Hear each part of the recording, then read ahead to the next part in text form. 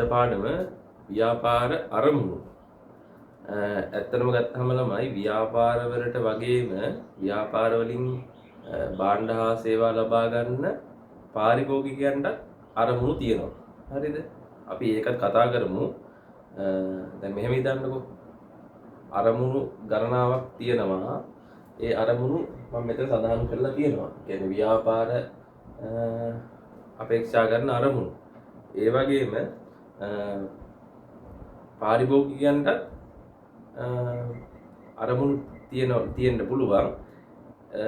ඔයාලා හිතන්න බලන්න මොනවද ව්‍යාපාරිකයන්ට වගේම පාරිභෝගිකයන්ට තියෙන අරමුණු මොනවද කියලා. පොඩ්ඩක් මේකත් බලා ගන්නකො චුට්ටක්.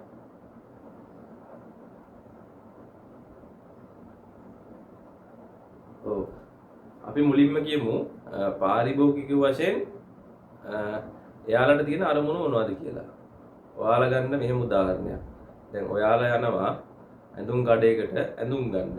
එතකොට ඔයාලා ඒ කඩේට නිකන් යන්නේ නැහැනේ, මුදල් අරගෙන යන්නේ. මුදල් අරගෙන ගිහිල්ලා ඔයාලා ඇඳුම් කඩේ තෝරලා බලලා හොඳ ඇඳුමනේ ඔයාලා ගන්නෙ. ඒ වගේ තමයි දැන් සාමාන්‍යයෙන් පාරිභෝගිකයෝ බලාපොරොත්තු වෙන්නේ නිෂ්පාදනයකින් තත්ත්වේ නුසත් භාණ්ඩ සාධාරණ මිලකට ගන්න.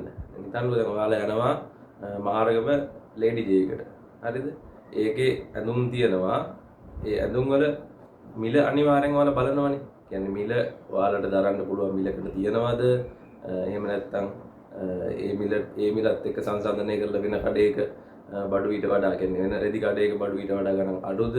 ඒ වගේ දේවල් ඔයාලා සංසන්දනය කරලා තමයි ඕනම තැනකින් භාණ්ඩයක් මිලදී ගන්න යන්නේ. එතකොට ඒක අනිවාර්යෙන් පාරිභෝගිකයා මිල සාධාරණ මිල කියන එක බලනවා. සාධාරණ මිල කියන්නේ අඩු මිලම නෙමෙයි. මොකක් හරි දැන් හිතන්නකො කලිසමක් ගත්තාම ඩෙනිමක් ඒ ඩෙනිමේ ක්වොලිටිය. ඒ කියන්නේ කොච්චර කාලයක් අඳින්න පුළුවන්ද? කොච්චර කාලයක් අපිට මේක කියන්නේ ගැටලුවක් නැතුව අඳින්න පුළුවන්ද? ඒ කියන්නේ ඉස්සරහට ඩෙනිම් ෆේඩ් වෙන්න පුළුවන්. ඩෙනිම් වල නූල් දෙන්න පුළුවන්. ඒ වගේ. ඒවා කියන්නේ ඒක තමයි දැන් කියන්නේ තත්ත්වෙන් උසස්. තත්ත්වෙන් උසස් භාණ්ඩයක් තමන්ට දරන්න පුළුවන් මිලකට ලබා ගන්න එක තමයි පාරිභෝගිකයන්ට අරමුණ. හරිද? තේරෙනව නේද ඔයාලට? දැන් සමහරු ඩෙනිම් ගන්න රුපියල් 2500 3000 වගේ ඩෙනිම් ගන්නවා. නමුත් සමහර ඉන්නවා බ්‍රෑන්ඩඩ් හොයන එක කියන්නේ සාමාන්‍යයෙන් ඉහළ ලෙවල් එකකින් සාමාන්‍යයෙන් ඇඳුම් ගන්න පෙළඹෙන කට්ටිය. එතකොට එයාලා බලනවා හොඳ ඇඳුමක්.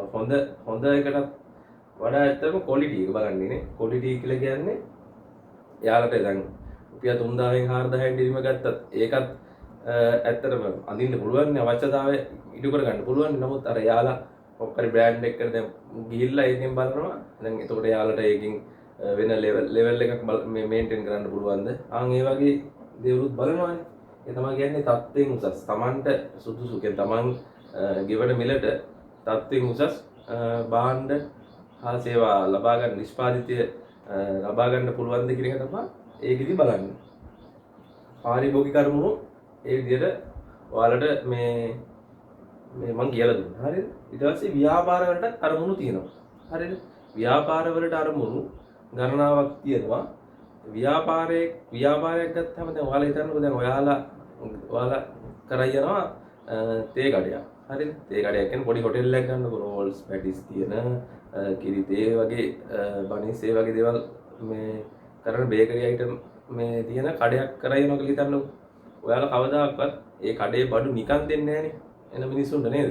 මොකක් හරි ලාභයක් ලබාගෙන ඒ කියන්නේ ඔයාලා ඒ කඩේට රෙන්ට් එකක් ගෙවනවා නම් ඒ රෙන්ට් එක ගෙවලා ඊට පස්සේ තව මොනවා හරි ඊට අමතරව මේ සැපයුම් කරුවන්ට ඒ කියන්නේ මේ බේකරි අයිටම් ගන්න මොනවා හරි අයිටම් වලට මේ සල්ලි ගෙවනවා නම් ඒවා ඒ ඔක්කොම මේ අතෑරලානේ මේ අපි මේ අපේ ලාභය ගැන හිතන්නේ නේද? ඒ කියන්නේ ඒක තමයි.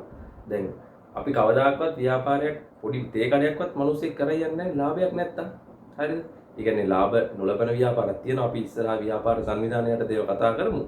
මේ කියන්නේ ප්‍රධාන අරමුණක් තමයි ව්‍යාපාරයක ලාභ ඉපැයීම කියන එක. කියන්නේ ලාභ ලබන සංවිධානයට දේ පවත්වාගෙන යනවා නම් ලාභ ඉපැයීම කියන එක ව්‍යාපාරයේ ප්‍රධානම අරමුණක්. ඔයාලට ඒක තේරුණාද? තව මම උදාහරණයක් ගන්නම්. සාමාන්‍යයෙන් මෙහෙම හිතන්නකො මොකක් හරි ප්‍රොජෙක්ට් එකකට ඒ කියන්නේ මොකක් හරි කන්ස්ට්‍රක්ෂන් එකක් කරන්න ඔය ඉදිකිරීම් ශේෂ්ත්‍රේ ගයක් හදන්න කොන්ට්‍රැක්ට් එකක් බාර ගන්නවා කවුරු හරි කම්පැනි එකක්. එතකොට එයාලා ඇවිල්ලා ඒ ගෙදර මේ හදන්න කලින් එස්ටිමේට් එකක් අරගෙන මේකට කොච්චරක් වියදමක් යනවද එතකොට ඒ ඔක්කොම මේ අදාළ මේ පාරිභෝගිකයට කියලා මේ එයාලත් ලාභයක් තියාගන්න ඕනේ. දැන් ලාභේ නැතුව දැන් හිතන්නකෝ දැන් එතන එම්ප්ලොයිස්ලා සේවකයෝ වැඩ කරන්න පුළුවන්. එයාලගේ පඩි නඩි අයින් කරලා තව මොනවා හරි කියන්නේ හાર્ඩ්වෙයාර් වලින් බඩුව අරගෙන ඔක්කොම කරලා ඉවර වෙලා අපිට ලාභයක් තියෙන්න ඕනේ. ඒ ලාභේ නැත්තම් එයා ව්‍යාපාර කරා යන්නේ නැහැ. කරන් ගිහලා වැඩක් නැහැනේ. ඒ කියන්නේ එයාලට මේ අමාරුවක් නැහැ මිනිස්සුන් නිකන් ගෙවල් හදලා දෙන්නේ. ඒ ලාභේ කියන එක පරමාර්ථ කරනවා තමයි එයාලා ව්‍යාපාර කරා යන්නේ. ඒකම විතරක් තිබිලා බෑනේ. දැන් මේ හදපු ගෙදර ක්වොලිටියක් තියෙන්න ඕනේ. සාමාන්‍ය හිතන්නකෝ අපි 2 ස්ටෝරි කියන්නේ තට්ටු දෙකකයක් හදනවා කියලා. ඒ කම්පැනි එක කස්ටමර්ට මේ කස්ටමර්ත් එක්ක මොකක් හරි ඇග්‍රීමන්ට් එකකට ආව නම් ඒ කස්ටමර් බලන දේවල් තියෙනවනේ. සාමාන්‍ය කොච්චර කාලයක් මේ ගෙදර අවුරුදු අඩුම ගයක් හදන්නේ සාමාන්‍ය අවුරුදු 10ක් 12ක් ඉන්න නෙමෙයිනේ අවුරුදු 30ක් 40ක්වත් ලංකාවේ. අනිවාර්යෙන් අවුරුදු 30ක් 40ක්වත් පරම්පරා දෙකක්වත් පාවිච්චි කරන්න බලන්න ගයක් හදන්නේ. එතකොට කස්ටමර්ට ඒ ක්වොලිටි එක කියන්නේ අවුරුදු 30ක්වත් අඩුම තරමේ මේ ඒ ගෙදර මේ Tamanට ඉන්න පුළුවන්ද කියන එක බලනවා. එතකොට සාමාන්‍යයෙන් වැස්සකදී වහලා තෙමෙනවා නම් එතකොට තව මොනවා හරි හිතන්නකෝ රස්නේ කාලේ ගිය ඇතුළේ ඉන්න බැයි නම් ආන්ගේ වැඩක් නැහැනේ ගිය ඇත්තටම ලොකු ගණනක් දීලා හදලා ආන්ගේ තමයි පාරිභෝගිකයන්ගේ තෘප්තියත් ඉහළ නංවන ආකාරයෙන් තමයි ව්‍යාපාර කටයුතු කරන්න ඕන. හරිද? ඒක තමයි අපි දෙවෙනි උදාහරණය කියන්නේ ව්‍යාපාරවල ප්‍රධාන අරමුණු දෙකයි. එකක් ලාභය ගැනීම අනික පාරිභෝගික තෘප්තිය ඉහළ නංවන ආකාරයෙන් කටයුතු කිරීම කියන එක. ඊට අමතරව තවත් අරමුණු කීපයක් අපිට මේ බලා ගන්න පුළුවන්. අපි එතන මේක සඳහන් කරලා තියෙනවා. බලා ගන්න විදිහට පොඩ්ඩක්. ඔව්. පළවෙනි එක තියෙනවා භාණ්ඩ හා සේවාවල ගුණත්වයේ ඉහළ නැංවීම. මෙහෙම ගන්න. දැන් අපි කලින් ගත්තේ බේකරි අයිටම් විකුණන කඩේ. ඒකේ තමන්ගේ බිස්නස් එක දිගටම කරා යන්න නම් අනිවාර්යෙන් මේ බේකරි දින මේ බඩ් කියන්නේ මේ බනිස් එතකොට පාන් ඒ දේවල් ක්වොලිටි වෙන්න එපා. නැත්තම් එතනින් එහාට කවුරුත් මේ බඩු ගන්න දෙන්නේ නැහැ නේද? ඒක තමයි දැන් සාමාන්‍යයෙන් එතන කඩේ මුදලාරි දැනගන්න ඕන භාණ්ඩ හා සේවාවල ගුණත්වය ඉහළ නංවන ආකාරයෙන් කටයුතු කරන්න. නැත්තම් එතකොට එයාගේ අරමුණක් කියන්නේ එයාට වැඩක් නැහැ එතනින් එහාට මේ බිස්නස් එක කරා යන්න බැරි වෙලා එයාගේ බිස්නස් එක ඉස්සරහට පාඩු වෙන්න පුළුවන්. එතකොට මේ කඩේ කියන්නේ මේ ෆාම් බනිස් මේ ගන්න කට්ටිය බනින්න පුළුවන්. ඔය බෑඩ් කමෙන්ට් අර එහෙම කියලා කියන්නේ ඔය දාන්න කට්ටිය ඔය Facebook වල ඒවා කියන්නේ ඕනම ව්‍යාපාරයක කස්ටමර් කියන එක ඉතාමත් වැදගත්. එතකොට ඒක නිසා ගුණත්වයේ ඉහළ නංවපු භාණ්ඩ හා සේවා මේ කස්ටමර්ලට ඒ කියන්නේ පාරිභෝගිකයන් විකුණන්න තමයි ව්‍යාපාරය අනිවාර්යෙන් පෙරඹෙන්නේ. රැකියාව උත්පාදනය. හරිද? ඒකත් එහෙමනේ. දැන්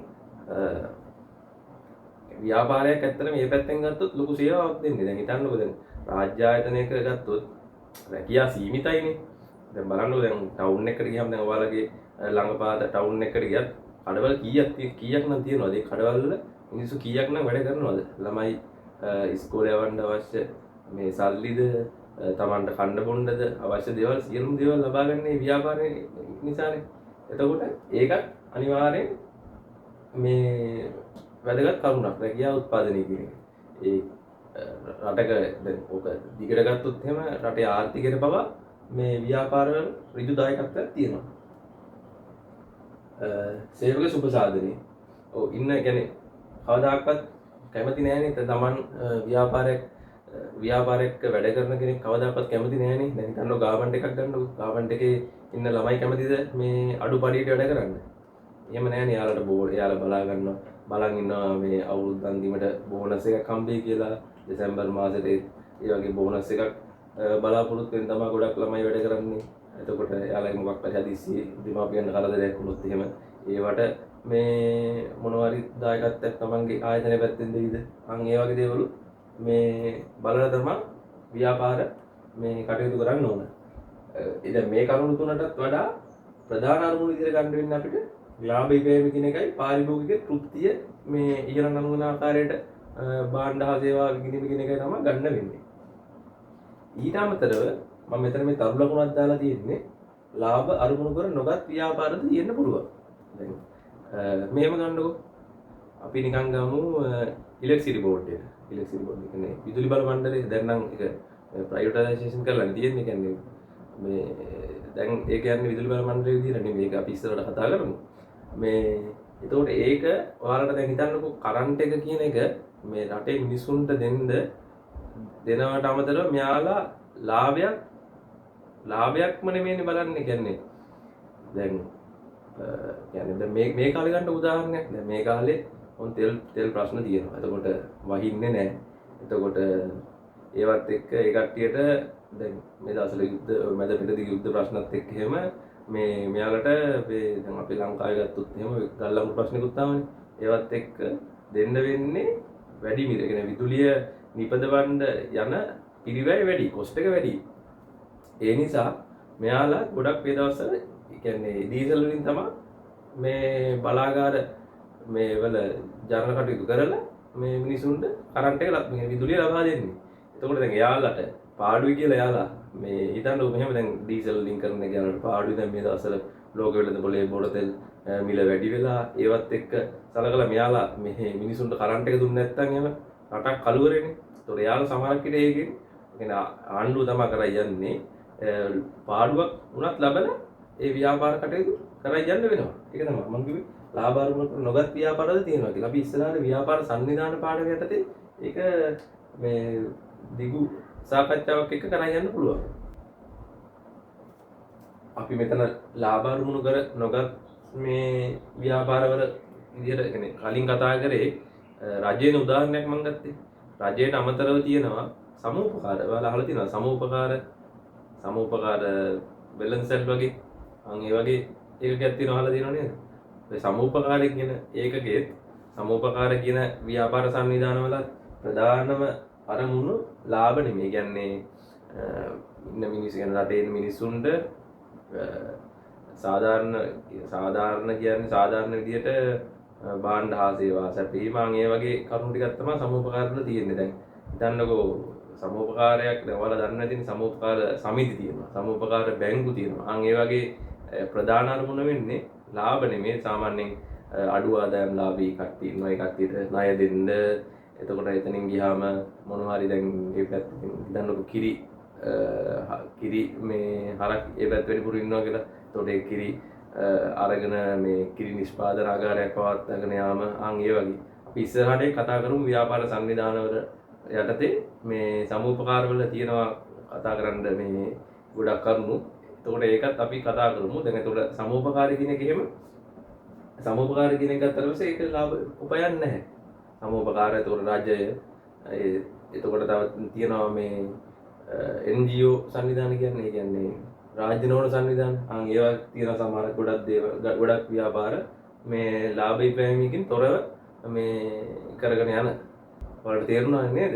ඒ ටික මේ කරගෙන බලා ගන්න ඔයාලත් වීඩියෝ එකත් බලා ගන්න මේ හරි එහෙනම් ඔය ටික තමයි තියෙන්නේ ව්‍යාපාර අරමුණු යටතේ අපිට කතා කරන්න.